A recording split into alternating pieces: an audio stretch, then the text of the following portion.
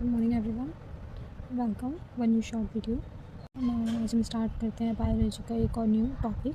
पहले हमने सेल पढ़ा था जिसमें हमने डिस्कवरी और पार्ट्स ऑफ सेल के बारे में डिस्कस किया था। ना आज हम स्टार्ट करेंगे हमारा next topic of biology, cell division, जिसे हम हिंदी में कहते हैं कोशिका विभाजन। जैसे कि हमने सेल में जाना था कि जो हमारी जो न्यू कोशिका बनती है वो हमारी पुरानी कोशिका से मिलकर ही एक नई कोशिका बनती है। जो हमारा सेल डिवीज़न होता है वो होता है माइटोसिस और मियोसिस। ठीक है, तो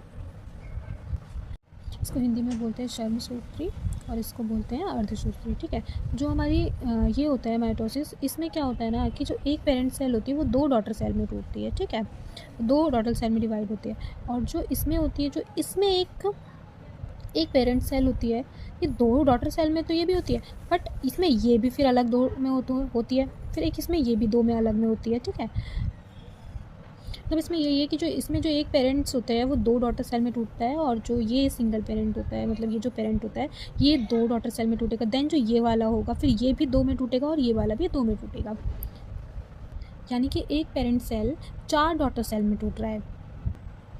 2 daughter cell are produce, 4 daughter cell are produce.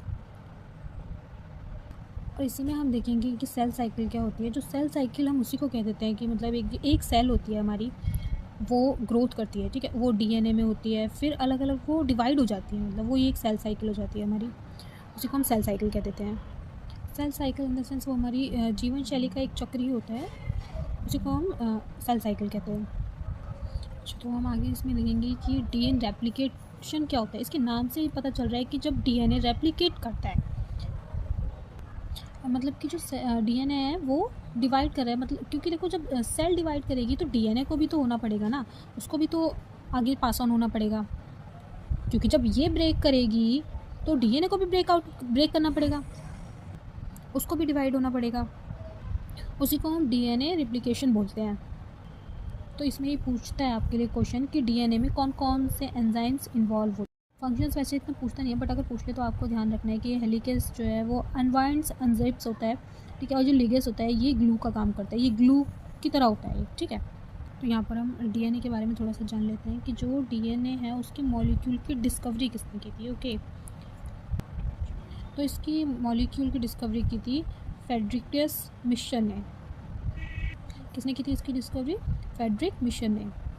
और डबल हेलिटेल का स्ट्रक्चर की डिस्कवरी किसने की थी? तो वाटसन और क्रिक ने की थी। कब की थी?